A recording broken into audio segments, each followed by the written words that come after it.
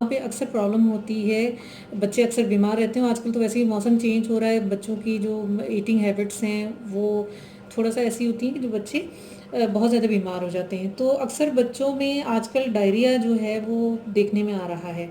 इसका बहुत ही सादा-सा इलाज है।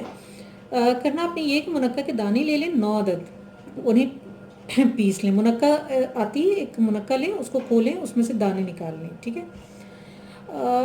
9 अदद दाने ले लें और उन्हें पीस लें बारीक बिल्कुल। सिल पे पीस लें, कूंडी में पीस लें, जिसमें भी हो। उसमें उसको पीस लें अच्छी तरह। तो बिल्कुल बारीक लेप या बारीक सा एक लेस बन जाता है वो। उसमें करना ये है कि आपने 9 अदद पुदीने के पत्ते ले लें। वो जो पेस्ट बनेगा और वो जो पत्ते होंगे उनको आपने थोड़े से पानी में डाल कर पका लेना है। जब पक जाए तो उसको उतार लें और उसको ठंडा कर लें।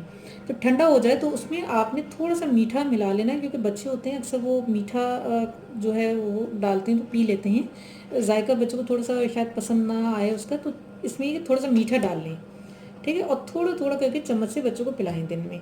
तो इससे ये होगा कि बच्चों का जो डायरिया है उसमें उनको काफ़ी फ़र्क महसूस होगा।